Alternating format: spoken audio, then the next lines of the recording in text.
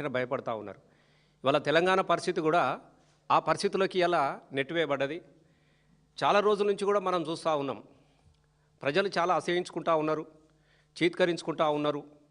ఏదన్నా యూట్యూబ్లో ముఖ్యమంత్రి రేవంత్ రెడ్డి గారి మాటలు మాట్లాడిన దాన్ని ఏదన్నా యూట్యూబ్లో ఎక్కడన్నా కింద మెసేజ్లు చూస్తే ఏ ఒక్కటైనా ఈయన బుద్ధిమంతుడో, అరే మంచిగా మాట్లాడుతున్నాడనో, ఎలాగో మంచి పరిపాలన సాత కాదు, కనీసం 4 మంచి మాటలన్నా మాట్లాడుతుండేమో అని చూస్తే కూడా వెతికినా కూడా ఒక్క మంచి మాట కూడా మనకు వినబడదు, కనబడదు. చదువుదామంటే కూడా మనకు దొరకలేనటువంటి పరిస్థితి మనకు కనబడుతూ ఉన్నది. సర్దుకొని చాలా ఎక్కెక్కి ఏడుస్తారు చూడు తెలంగాణలో. ఎవరన్నా ఆత్మీయులు పోతే ఎక్కెక్కి ఏడుస్తూ ఉంటారు. ఇలా ఎక్కి దుఃఖపడుతూ తన దుఃఖాన్ని తనలో దాచుకుంటున్నటువంటి పరిస్థితి తెలంగాణ కనబడుతుంది. ఎందుకనంటే ఇలా దాసి తెలంగాణ రాష్ట్రాన్ని దయ్యాల పాలు చేసినట్టు అయిపోయి గింత కొట్లాడి సాధించుకున్న తెలంగాణలో ఇసొంటోనికి అప్పచెప్పినామని చెప్పేసి జనాలు దుఃఖపడుతున్నటువంటి సందర్భం మనకు కనబడుతూ ఉన్నది. నిన్న 2 సంవత్సరాల తర్వాత గ్రామ పంచాయతీ ఎన్నికలు నిర్వహించారు. ఆ ఎన్నికలు కూడా చాలా గ్రామాలల్లో మనం అందరం కూడా చూసినాం. ఒక 10 సంవత్సరాల కాలంలో పల్లెల రూపురేఖలనే మార్చేసిండు ఆనాటి ముఖ్యమంత్రి కేసీఆర్ గారు. పల్లెల్లో అభివృద్ధి పరుగులు తీసింది. ఏ గ్రామానికి వెళ్ళినా కూడా పచ్చని హరితవనాలు కనబడేటివి. ఏ గ్రామానికి వెళ్ళినా కూడా వైకుంఠధామాలు, స్వర్గధామాలు కనబడేటివి. ఏ బాటంట వెళ్తా ఉంటే పచ్చని చెట్టు చుట్టల్లాగా పలకరించే పరిస్థితి మనం చూసినాం. నిండైనటువంటి చెరువులు కనబడేటివి, గలగలా పారుతున్న కాలువలు కనబడేటివి. పల్లె కూడా పరిశుభ్రతతో కనబడినటువంటి పల్లెలు మనం చూసినాం. ఇవాళ అట్లాంటి పల్లెలన్నీ కూడా అంటే శ్మశాన వాటికలను వైకుంఠధామాలుగా, స్వర్గధామాలుగా కనబడ్డటువంటి ముఖ్యమంత్రి కేసీఆర్ గారి పాలన నుంచి ఇలా శ్మశాన వాటికలు అంటే మళ్ళీ గ్రామాన్ని కూడా శ్మశానంగా మార్చినటువంటి సందర్భంలో చాలామంది ప్రజలు కూడా ఆందోళన చెంది తిరుగుబాటు చేసి చేతనైతే లేదా, లేకుంటే ఎలక్షన్లు పెట్టే పరిస్థితి లేరా అన్నటువంటి పరిస్థితికి వచ్చి గ్రామస్తులే చందాలు వేసుకొని గ్రామంలో ఉన్నటువంటి మౌలిక వసతులను ఏర్పరచుకొచ్చుకున్నటువంటి సందర్భంలో గ్రామ పంచాయతీ ఎన్నికలు పెట్టినటువంటి విషయం కూడా మీ అందరికీ కూడా తెలుసు. మరి ఆ గ్రామ పంచాయతీ ఎన్నికలు చాలా సుదీర్ఘమైనటువంటి కాలం తర్వాత నేను గొప్పోన్ని, నేను సిపాయిని, నాకు ఎదురే లేదు, నేను ఈడ వీకినా, నేను ఆడ వీకినా, నేను కంటోన్మెంట్లో వీకినా, నేను జూబ్లీ హిల్స్లో వీకినా, ఇగ చూడుర్రి అని చెప్పేసి పిట్టల దొరలు మాట్లాడినటువంటి రేవంత్ రెడ్డి గారు చాలా రోజుల తర్వాత గ్రామ పంచాయతీ ఎలక్షన్లు పెట్టారు. గ్రామ పంచాయతీ ఎలక్షన్లు పెట్టిన తర్వాత ఎంత విచిత్రమైన పరిస్థితి అని అంటే మొత్తం కనబడే సుక్కలని నాయ అంటున్నాడు. సుక్కలను చూసి లెక్కలు పెట్టుకుంటా ఉన్నాడు. అగో అది నాదే, మూల సుక్క నాదే, ఈ సుక్క నాదే, గోకు సుక్క నాదే, నాదే అని పార్టీలో గుర్తులు లేవు.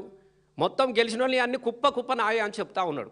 జనం నవ్వుకుంటా ఉన్నారు. చాలా గ్రామాలలో నవ్వుకున్నారు. వీడేంద్రపై వీనికి వ్యతిరేకంగానే మొత్తం ప్రజలందరూ కలిసి గెలిపిస్తే గెలిచిన వాళ్ళ నావోడు అని చెప్పుకుంటారు అని చెప్పేసి ప్రజలు నవ్వుకుంటా ఉన్నారు, గెలిచిన సర్పంచులు నవ్వుకుంటా ఉన్నారు. సరే అధికార పార్టీ కాబట్టి లెక్కలేసుకున్నారు.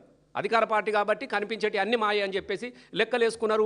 వాళ్ళ అధికారం యొక్క టీవీలలో కావచ్చు, వాళ్ళ అధికారం యొక్క మీడియాలో కావచ్చు, వాళ్ళ అధికారం యొక్క యూట్యూబ్లలో కావచ్చు, 6,000 గెలిచినాం, 7,000 గుంజినాం, 4,000 గుంజినాం అని ఎవరికి వాడే లెక్కలేసుకొని ఓహో అని చెప్పుకున్నారు. మొత్తం లెక్క తీసి వాళ్ళ అధికార లెక్కలలో కూడా మనం చెప్తే 4,000 పైచీలుగా బీఆర్ఎస్ పార్టీ మద్దతుదారులే గెలిచిన పరిస్థితి మనం ఉన్నాం. మనమే చూసినాం. వాళ్ళ లెక్కలు మనే కావు. అసలు లెక్కలు తిస్తే వాళ్ళు 4,000 గెలితే మేము 8,000 చిల్లర గెలిచినట్లు లెక్క. ఎందుకంటే నా మానకొండ నియోజకవర్గంలో కూడా నేను 72 గెలితే వాళ్ళు 62 గెలిచిండు. మొత్తం లెక్కలు రాసుకుంటే మొత్తం వేసుకుంటా ఉన్నారు. అంటే నేను ఏంటంటే ఇట్లా అక్కడక్కడ గోల్మాల్ చేసి ఇలా మేమే గొప్పగా గెలిచినామని చెప్పేసి ఒక ఆత్మీయమైనటువంటి సమ్మేళనం పెట్టిండు ముఖ్యమంత్రి రేవంత్ రెడ్డి గారు. నేను పాలమూరు వెళ్ళి నేను పాలమూరు బిడ్డనని చెప్పేసి పెట్టినాడు. నేను నిజంగా చెప్తా ఉన్నా, సిగ్గుపడాలి. మాకు ఇట్లా మాట్లాడడం ఇష్టం లేదు. ఇలా క్రిస్టమస్ చాలామంది శుభాకాంక్షలు చెప్పుకుంటూ ఉంటారు. రేపటి క్రిస్టమస్ శాంతిని కోరుకుంటుంది అని చెప్తాడు. శాంతి కరుణామయుడు యేసుక్రీస్తు కాబట్టి ఎవరన్నా ఒక్కరోజు ముందుగానే అందరు కూడా శుభాకాంక్షలు చెప్తాడు. ఇది శాంతి వర్ధిల్లాలి, దీనిలో కరుణ కలగాలి, తెలంగాణ రాష్ట్రం అంతా కూడా చల్లగా ఉండాలని చెప్పేసి ఏ ముఖ్యమంత్రి అయినా కూడా ఒక సందేశాన్ని ఇస్తాడు. కొత్తగా గెలిచినటువంటి సర్పంచులకు ఒక ముఖ్యమంత్రి ఏం మెసేజ్ ఇవ్వాలి? మీరు నేను పాత్రికేయ మిత్రులను వాళ్ళ ముందు వాళ్ళ సాక్షిగా ఇవాళ నేను అడుగుతా ఉన్నా రేవంత్ రెడ్డి గారిని, వాళ్ళ పాలకులను అడుగుతా ఉన్నా. ఏం అడుగుతారు ఎవరైనా కూడా? కొత్తగా గెలిచిన సర్పంచులు మన మీద బాధ్యత ఉంటుంది, చాలా గొప్పగా అభివృద్ధిని జరిపించుకోండి, నేను మీకు అండగా నిలబడతా.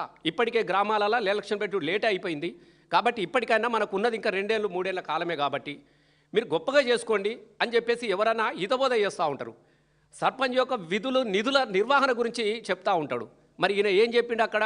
ఏం నేర్పించినాడు?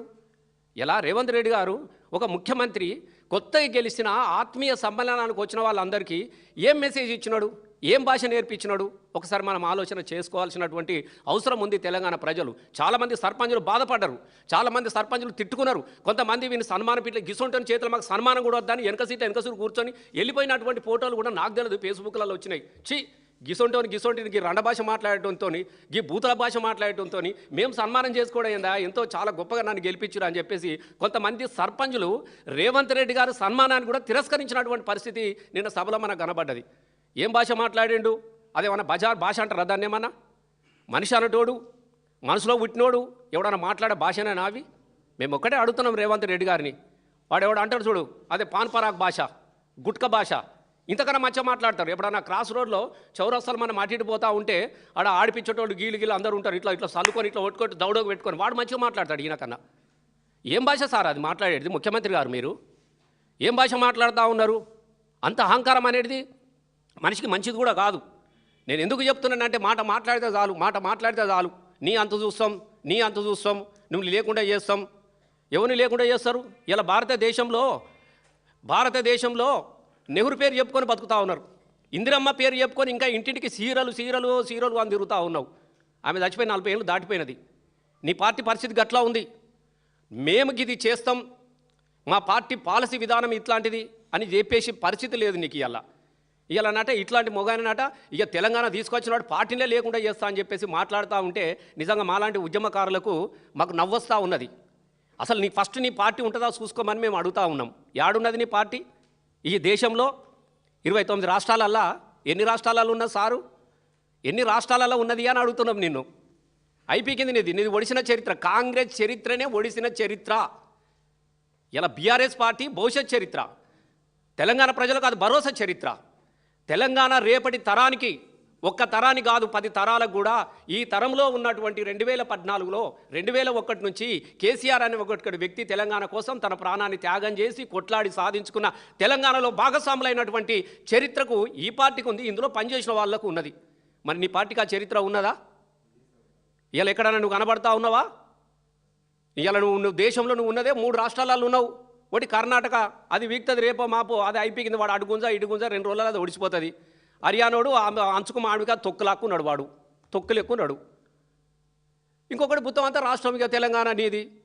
ఇదేం రాష్ట్రం ఇది? మొత్తం దోయాలే, దాయాలే, పంపాలే.